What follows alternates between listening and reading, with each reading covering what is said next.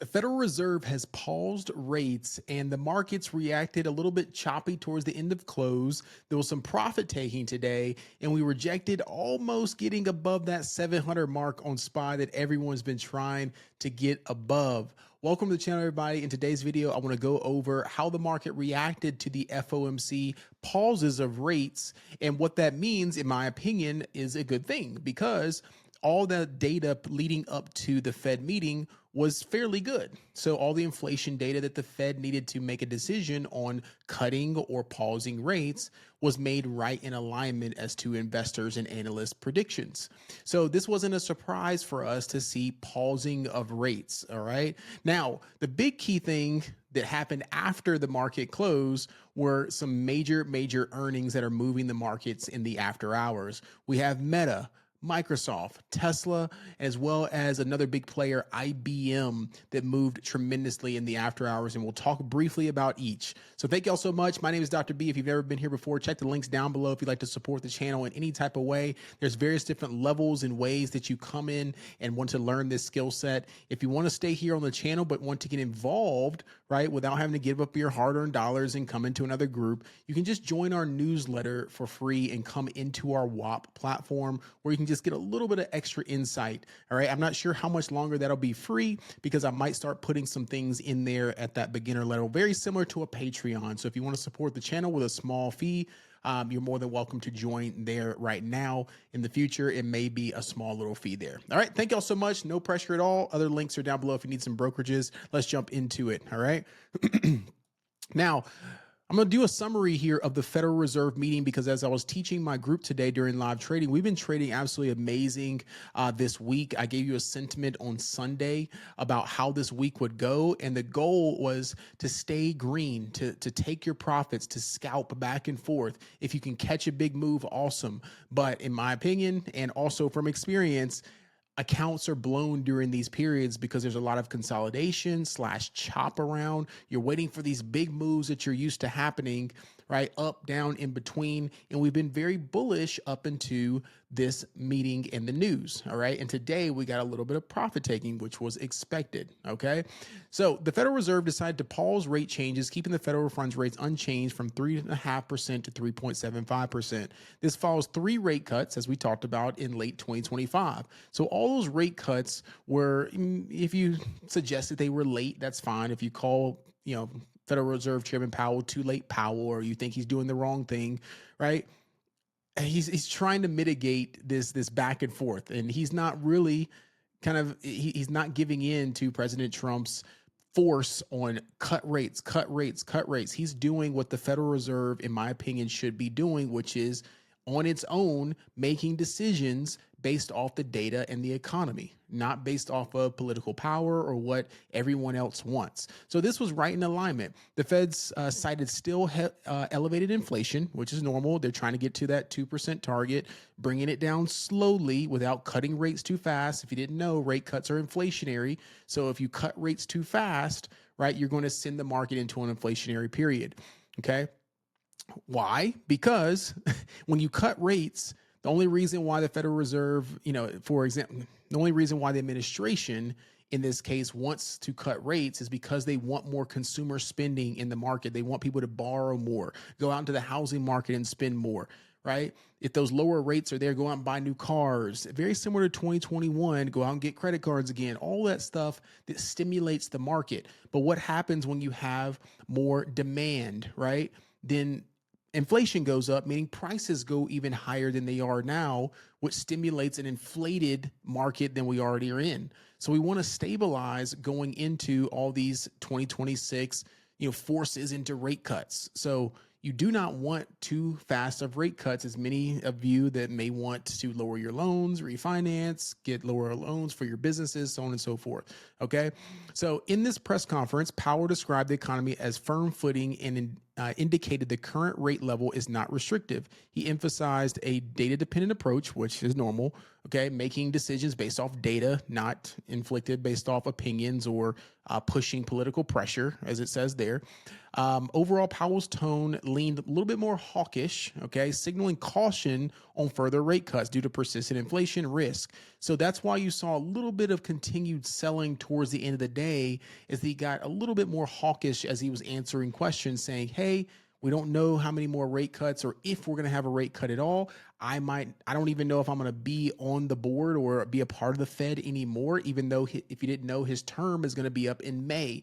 So a new Federal Reserve chair is coming in, and we don't know how that Federal Reserve chair is going to cut rates, pause rates, or how their decision making is going to be. So we got to be very careful that Fed Powell is making decisions based off data.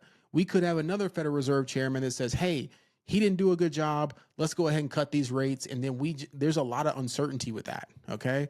So that's why it sounded a little bit more hawkish for those beginners out there. If you don't know what hawkish, just think bearish. Okay. Okay. So just think bearish, a little bit more cautionary. All right. Now let's go over the summaries here and then we'll jump on the chart. Okay. Pending that to happening, we also have earnings that came out. Microsoft, okay, down in the after hours, I'll show you on the charts, but Microsoft, okay, revenue 7.7 billion, 77.7 billion, 18% up year over year, beat estimates as expected, beat estimates on earnings per share as expected. Key drivers, strong Azure cloud growth and AI investments, operating income sharply, stock reaction, modest, mixed post earlier report, all right? So just mixed sentiments there. I think the CEO personally, when they have their earnings call, which should be going on right around now, we might have a little positive reaction in the after hours. Maybe tomorrow we recover, but overall didn't expect Microsoft to miss on earnings. So if you didn't know, earnings are based off three main drivers: revenue, earnings per share, right? Are the earnings matching the growth of the company, or are they overvalued? Do they need to cool off? Or are they undervalued and ultimately just need, that catapult, that extra boost saying, hey, this is a great value for this company, continue higher. All right. And then we have our final piece, which is guidance. And if you're not a beginner, I definitely understand. But if you're someone trying to really learn this, if you've ever wondered why a company drops when it has good earnings, is because the guidance, if I'm an investor into a company, which everyone should be in some of these companies. If you own partial shares or you own a share or you own a lot of shares, you're an investor. You want to know what the forward outlook of a company is to continue being an investor in that company. So if investors are a little bit shaky saying, hey, you're not confident in where we're going, then I don't know if I want to hold this stock anymore. Right? So that's why you see companies drop, even if they're the biggest, baddest companies in the world. Meta, okay, beat estimates, robust revenue growth. That was a key factor. Reality Labs, guidance, great guidance, above expectations. CapEx spend, right, a little bit high, but that was the big reaction from their last earnings, was how much they're spending on AI. And it looks like that was right in alignment, and or investors really like that reaction there and what they were stated on their forward guidance for the AI spend. Tesla, pushing up in the after hours, and I'll show all these charts, but just want to show you not fully detailed initial reports per usual. Beat expectations overall, beat estimates. So it looks like it was a fairly decent beat.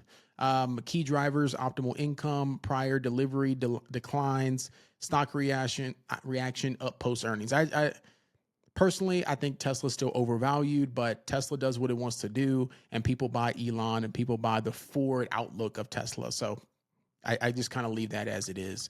IBM, this was a big one that we were looking at in the group because it's slept on sometimes when people are thinking about chips or AI or any of the software, things of that nature. IBM is a major driver, even in the quantum computing space. This is a major player. So you have double beat on estimates, key drivers, okay, guidance overall surged up to, 7, 8, 9, up to 10% now, I do believe. So let's jump into the charts and look at those. Okay, so let's look at Meta first. Or actually, let's look in alignment here.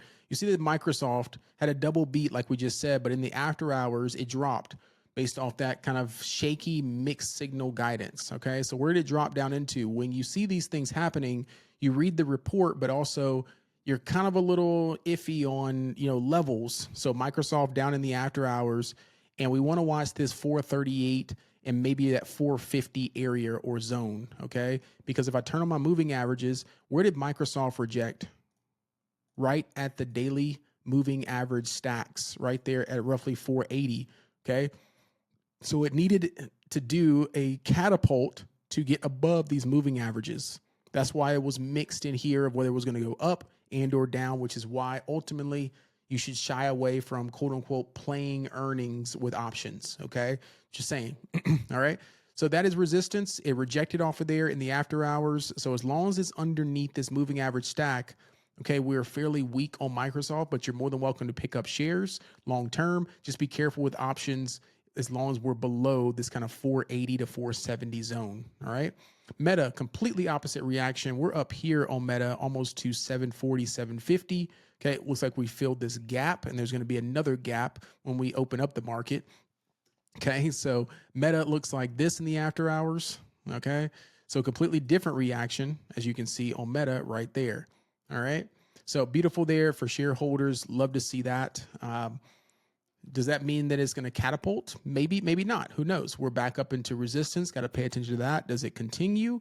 But we have seen moves being given all the way back. So got to be careful of the take profit there as well. So mark that on your charts, that 740 level on Meta. Be careful tomorrow that you clear, because just because it's positive, don't go chasing calls immediately on Meta, in my opinion, until it clears above that 740, ultimately 750. Maybe you can get some continuation further.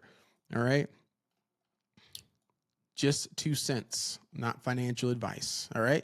So right up into this resistance, got a market there. We filled the gap. We're going to have a large gap on Meta from the close today at 668. So there's going to be a gap all the way back down to here. So a big gray area. If you have Webull, if you watch my gap fill video like that, big gray area all through there. Okay. So we'll watch that on Meta to see what it does tomorrow. It's going to look like this. Okay. So it's going to be another big gray area in here tomorrow. All right. Tesla. Okay. So when you see these reactions, especially for those of you that just watch your Robinhood charts on your phone and you see something's completely up and you don't have your levels marked, you've got to mark your levels to know where a stock is going, because even though it's green, it could be going right back into a resistance where profit takers might be. Okay. So don't go chasing things right off open until it clears certain levels. All right. So Tesla still needs to get above this level here, which is 455. I'll just mark it at that, 455. If Tesla can get above 455, then this is your inverse head and shoulders, take off. But if it pops up into this area, look left. All right. Look left. If it pops up in that area, just be mindful it could come right back down as earnings, depending on Elon. He usually talks his way out of things anyways, as we know. So just be mindful of that. Mark your levels, okay, on Tesla. If you're confident in it taking up, right, keep your stop losses at 430, okay? 430 would be your support. As long as it holds up, 430, 435, then we got some support sitting there. All right. If I do my moving average stack, if you've watched my moving average video on the daily, it's right there at that daily 100. Mark this moving average here, which is 442, 440, and it's sitting right in the middle of here. Okay. So it's got to clear or it fails right back below. Okay. So there's Meta, Microsoft, Tesla. Let's look at IBM. Okay. Monster, sleeper. Okay. It was a beautiful setup heading into earnings. You can see this beautiful consolidation of bull flag nature here right on the daily 100 moving average. And I told my group, it's on recording, that, hey, I think this is the possibility. It's going to be a sleeper while everyone's paying attention to Microsoft, Meta, Tesla. You're going to look up IBM is going to be up $25, $30, which is roughly is. Okay. Right back to highs. What does this mean for tomorrow? Okay. Where is it? It's right back up into a heavy resistance zone. As you can see right there, rejection of 324. And then maybe this rejection right here, 317. So I just want to kind of see how it reacts in this area. Okay. Now, I think it trades absolutely beautiful because contracts are not that pricey. If we can look here, we go all the way out to February 20th. If we would have done the 320 calls, a little bit out of the money, I know. 320 calls cost roughly $350 to $400. Those calls in the morning are going to be probably close to $2,000. So I hate to hear that myself, but it is what it is. And that's the reward for doing, as I call it before, if you've been watching my videos, a strategic lotto. So how would I trade this chart, right, if I didn't have earnings and I believe in the company? Probably a little bit more bullish, right? Bounce, bounce, bounce. And if I trust that level, take it, right? Or just pick up shares. And there you go. Okay. So would you play against this? No, not necessarily. But if you're looking for calls, I would look for previous resistance levels. So probably a pullback into this 312 area. Okay. It might already be there in the morning, but pull back into that 312. That's the breakout point, and see if it can bounce from there. Or if we get a failure of this whole move all the way back down, into the 300, 305 level. All right. So watch out for that for IBM sleeper. Everyone's going to be talking about Microsoft, Meta, Tesla. Keep your eye on IBM as well, as it's showing some really nice volatility back and forth. Look what happened last earnings. See, I popped down here into 260. Next day, popped back up, filled the gap, and then all the way back up to 300 in 2 days. It made a $40 move in 2 days. Okay. So I missed this last time. I took my eyes off of it because I'm like, I don't trade IBM all the time. So I kind of took my eyes off. It's at the top of my watch list tomorrow, right underneath AMD and NVIDIA, which I normally trade. All right. So those are our 4 main things. We got Apple in the after hours tomorrow. So let's make sure that we got that on watch. We got Apple. Let's go to our earnings here, our calendar. Apple tomorrow, Visa, that's on watch. In the morning, we've got MasterCard, Caterpillar. So, yeah, American Express on Friday, but Apple is the next main one. Then we got Google and Amazon next week. Google and Amazon next week. We got Hood coming up as well. So we got a lot more earnings that we can take advantage of. So let's pay attention to that. All right. Let me touch on some others really quick, just in case you trade things without interruptions. So meaning NVIDIA doesn't have any interruptions. No earnings, no nothing. NVIDIA has been running a little bit here. So maybe people are wondering where it's going. Still got to watch this clearance right here into this heavy area. 194, 195. Look at that. Look at that. Look at that. I know it looks like it wants to go, but you cannot not respect those levels. Okay. Look at this rejection into here. NVIDIA could not get it back above there again and could pull back as well. All right. So just want to watch that. One more thing here is we've got INTC took off. Okay. Intel. I want you to watch up into the $50 level. Okay. $50 level there. I know that it looks like it's going to gap fill all the way back up, but pull a Fibonacci retracement from the lows to the highs. 100% retracement would be all the way back up to roughly this 54. Okay. And it's right into the 61.8% retracement. If you don't know what I'm talking about, I have a video on Fibonacci's on the channel as well. Okay.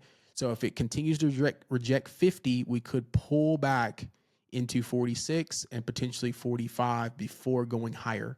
All right. So great daily 20 hold. Look at this daily 20 catapulted off of it, could pull right back into that daily 20 and then rotate back up. All right. So watch that as well.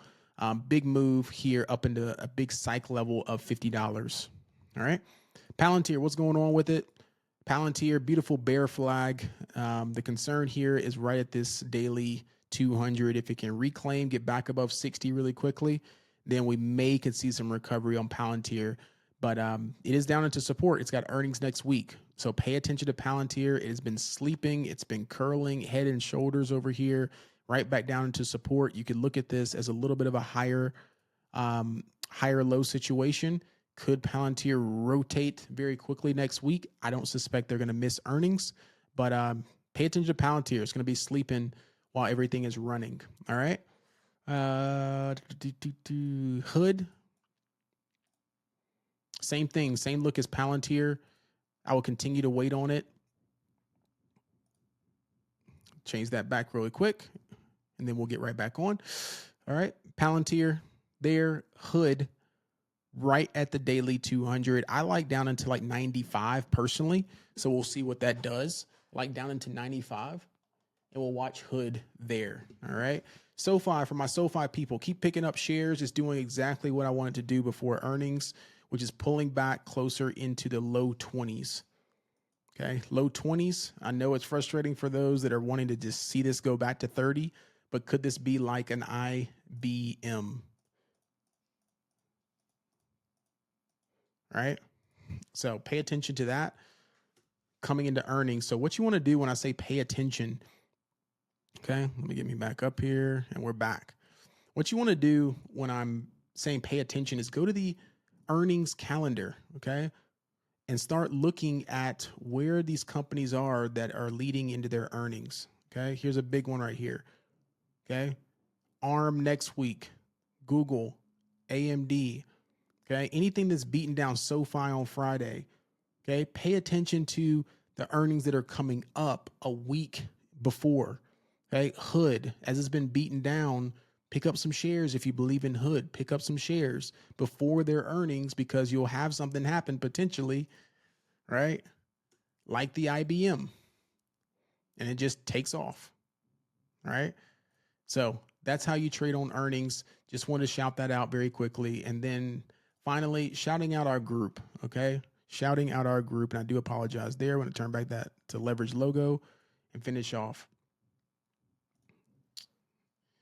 I want to show some trade ideas just so for some of you that see inside of our group, or if you're inside, what it looks like.